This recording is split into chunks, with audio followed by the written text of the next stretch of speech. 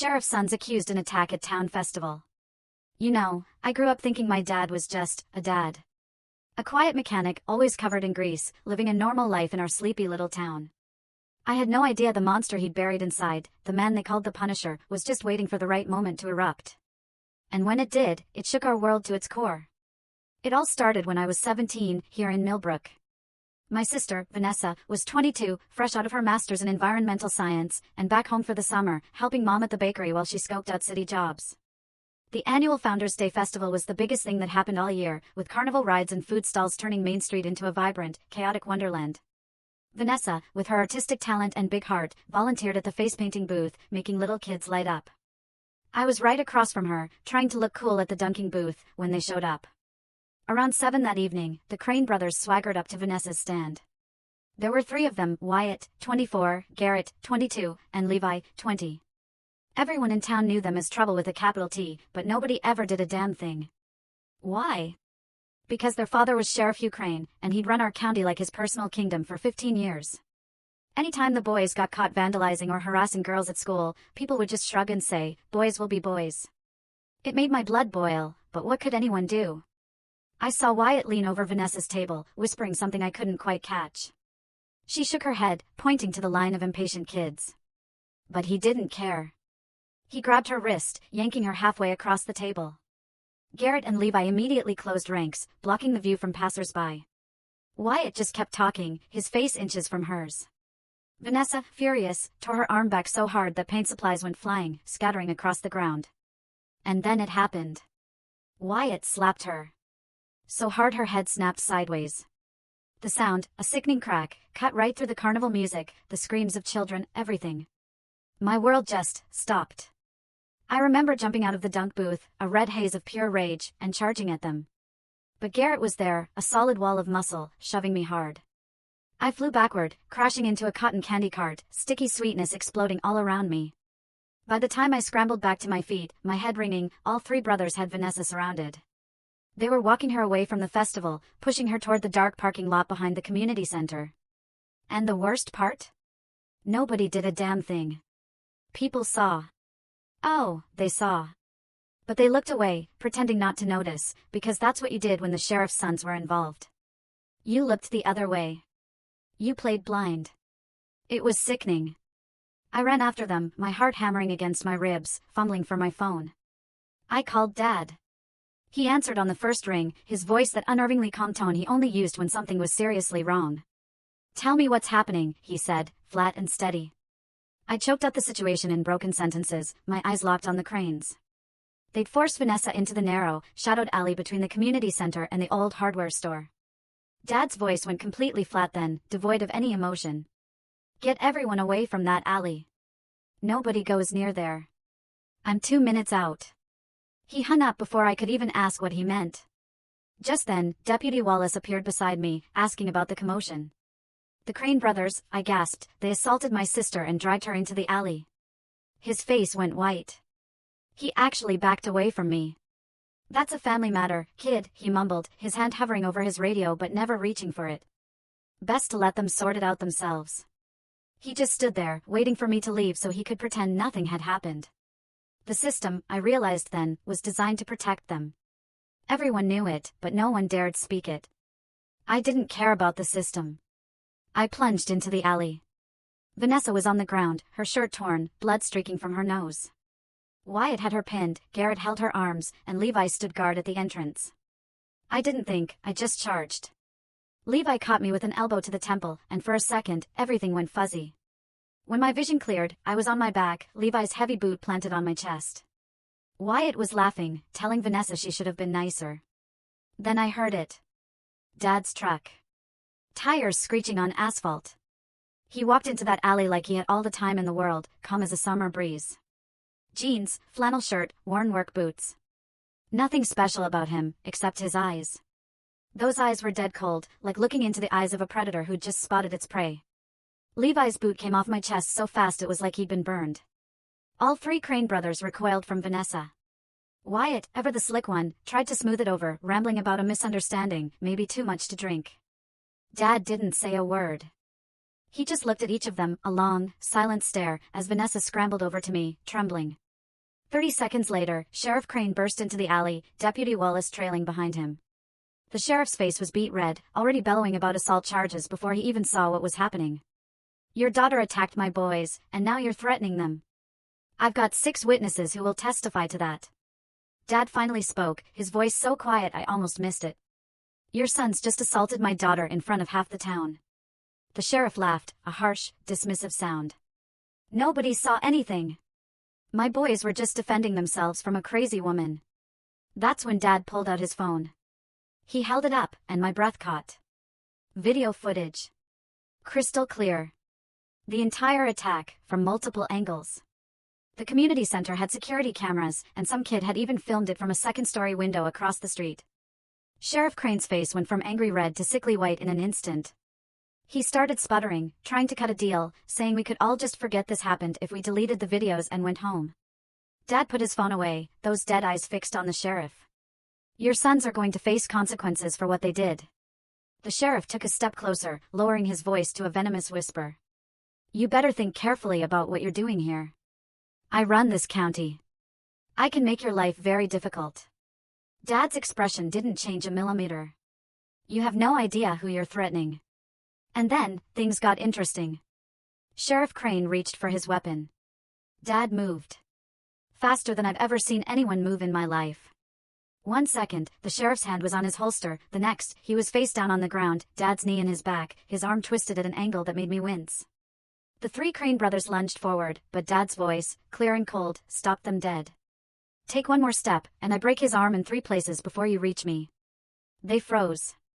Deputy Wallace, paralyzed, just stood there, hand on his weapon, eyes wide with terror and confusion. My father spoke again, his voice carrying through the alley, meant for everyone to hear. 23 years Marine Corps Force reconnaissance. 4 tours in Iraq hunting high-value targets. 12 years working private contracts, eliminating problems governments can't touch officially. They called me Punisher because I never missed, and I never left a job unfinished. The sheriff tried to say something, but Dad pressed down harder, making him gasp in pain. Your sons just made the biggest mistake of their lives putting hands on my daughter. Now, you're going to call your office and report exactly what happened here, or I'm going to show you what I learned about interrogation techniques in Fallujah. Sheriff Crane made the call right there, from the ground, Dad's knee still in his back. He told dispatch his sons had assaulted a woman at the festival and needed to be taken into custody immediately. He said there was video evidence and multiple witnesses. His voice was shaking the entire time. When he finished, Dad let him up and stepped back. The sheriff scrambled away, looking at Dad like he'd just seen the devil himself. 2 more patrol cars showed up within minutes. The Crane brothers were arrested right there in the alley. Vanessa gave her statement to a state trooper who happened to be at the festival. I gave mine, along with the video from Dad's phone. At the emergency room, doctors documented Vanessa's injuries, bruised ribs, a split lip, a fractured cheekbone, defensive wounds on her arms from trying to protect herself. The nurse taking photos kept muttering, "This is why I hate small towns. Everyone protects the powerful until someone finally stands up." Dad sat in the waiting room, making phone calls to people I didn't know, speaking in that same flat, calm voice about needing favors, calling in debts. The next morning, our local paper, run by a sheriff-friendly editor, didn't print a word. But Dad had other connections. By noon, the video was everywhere. Major news sites, headlines screaming about a sheriff's sons assaulting a woman at a public festival. The state attorney general's office opened an investigation within hours. Vanessa's face was everywhere, and reporters were calling our house nonstop. Dad handled it all while Mom took care of Vanessa, who was still in shock. 2 days later, Sheriff Crane showed up at our house, not in uniform, but a broken, pathetic man. He begged Dad to make the story go away, claiming his boys made a mistake, that they didn't deserve to have their lives ruined. Dad listened, expressionless, until the sheriff finished. Then he asked, "Do you remember a girl named Amy Brennan, from 3 years ago?" The sheriff's face went pale. Amy had reported being attacked by the Crane brothers at a party when she was 16. Her case mysteriously disappeared, and her family moved away months later. Dad had the entire case file spread out on our kitchen table, including statements that had been deleted from the official record. "How many others?" Dad asked quietly. "How many girls did your sons hurt while you covered it up?" The sheriff couldn't meet his eyes. Dad told him to leave, that his sons would face justice for once in their miserable lives. The sheriff tried to threaten him, muttering about powerful enemies. Dad just laughed. A cold, empty laugh, devoid of any humor. I've killed people for governments you've never heard of. I've made warlords disappear without a trace. You're a small-town sheriff who thinks a badge makes him untouchable. We are not the same. The state attorney general charged all 3 Crane brothers with assault, battery, attempted sexual assault, and conspiracy. Sheriff Crane was charged with obstruction of justice for covering up previous attacks. The trial, 4 months later, lasted 2 weeks. Vanessa testified, her voice shaking but resolute. Amy Brennan came back from wherever she'd been hiding and bravely shared her story. 3 other women came forward with similar accounts. The video evidence sealed it. All 3 brothers were convicted and sentenced to 8 to 12 years in state prison. Sheriff Crane lost his job and received 5 years for obstruction, plus civil penalties. Our town immediately cleaved into 2 camps. Half believed justice was served, that the Cranes got what they deserved. The other half saw Dad as an outsider who destroyed a respected family over boys being boys. Someone spray-painted murderer on our garage door, Dad power-washed it off without a word. Someone slashed Mom's tires, Dad installed security cameras. The bakery lost half its customers overnight because people were afraid to be associated with us. Dad started driving Vanessa to therapy twice a week, sitting in the waiting room, reading magazines, just being there when she came out. He never asked what she talked about, just made sure she went and knew he was her rock. She'd have nightmares sometimes, waking up screaming. Dad was always the one to check on her, because Mom couldn't bear to see her daughter like that. He'd sit with Vanessa until she fell back asleep, then he'd go to his workshop in the garage, where he thought nobody could hear him breaking things. 3 months after the trial, Dad sat me and Vanessa down in the living room. He told us things about his past he'd never mentioned. About the things he'd done in the military that still woke him up at night. About the private contracts he'd taken after leaving the service, because killing was the only skill he had that paid well.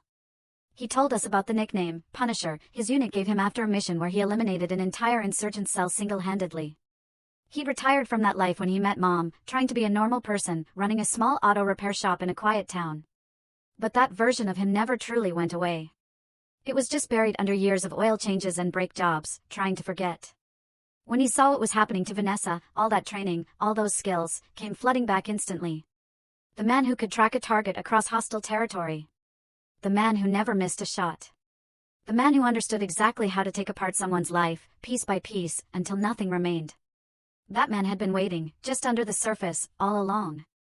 Dad asked Vanessa if she regretted him getting involved, if she wished he just stayed out of it and let her handle things through normal channels. She looked at him, tears in her eyes, and said, "The system wasn't designed to protect girls like me from boys like the Cranes.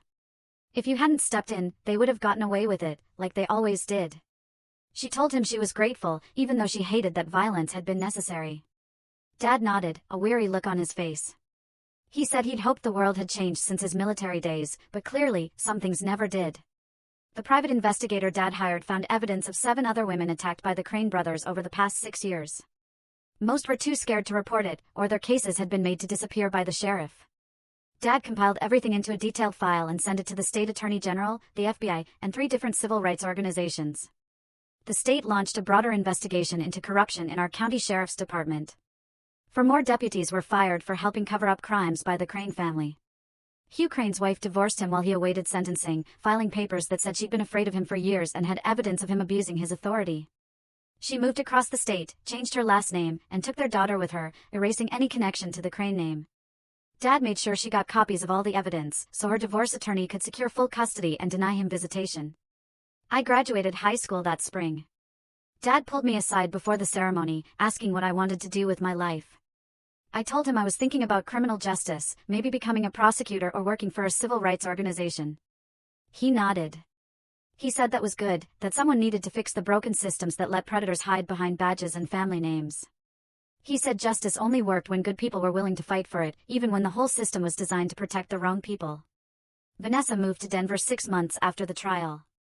She got a job with an environmental conservation group, slowly rebuilding her life, far from Millbrook and its painful memories. She called home once a week to talk to Mom and Dad.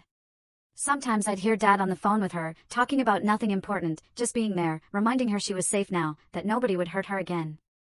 He'd made sure of it. The reporter who first broke the story reached out to Dad, asking for an interview. He declined, but agreed to let Vanessa tell her story if she wanted to. She did. She talked about being attacked by people everyone in town protected, how the system failed her, but her father hadn't. The story went viral, sparking national conversations about small-town corruption and how family connections let dangerous people avoid consequences. State legislators even started pushing for reforms on how assault cases were handled in counties with law enforcement conflicts of interest. 2 years after everything happened, I was home from college for Thanksgiving. There was a knock on our door at 11 at night.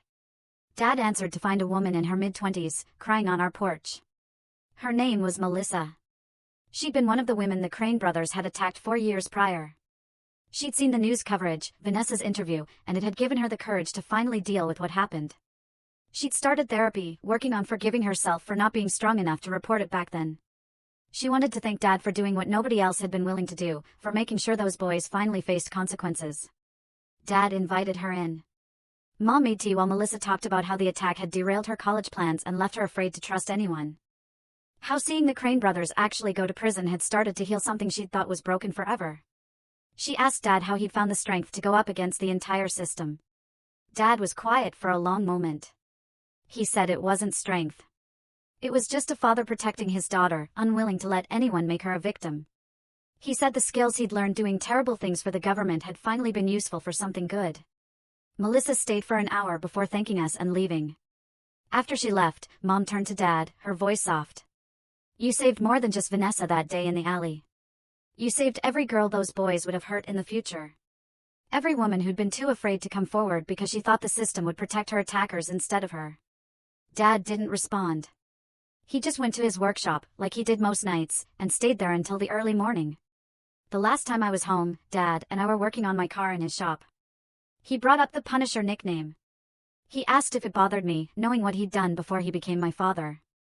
I told him I understood. I told him that sometimes, violence was the only language certain people spoke. That the Crane brothers had terrorized women for years and would have kept doing it if someone hadn't stopped them permanently. Dad nodded, a heavy sigh escaping him.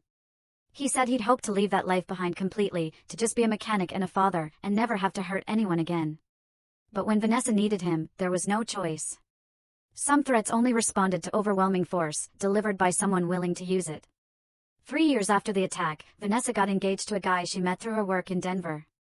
She called Dad first, telling him the news, and asked if he'd walk her down the aisle. He said yes, without hesitation. I heard his voice crack just a little when he told her he was proud of the person she'd become, despite everything that had tried to break her. The wedding was small, held in Denver, so Vanessa wouldn't have to come back to Millbrook and face all the memories. Dad wore a suit for the first time I could remember, and walked his daughter down the aisle, his head held high. Years passed. Our town slowly moved on from the scandal. The Crane brothers remained in prison. Hugh Crane got out after serving 4 years and moved to another state. He died of a heart attack 2 years after his release. Nobody from Millbrook attended his funeral.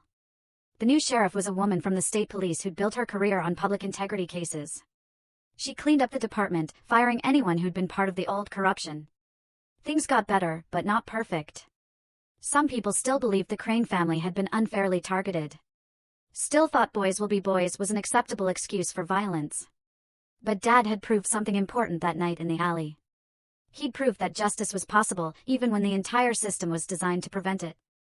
That sometimes, it took someone willing to stand up to the powerful and say enough.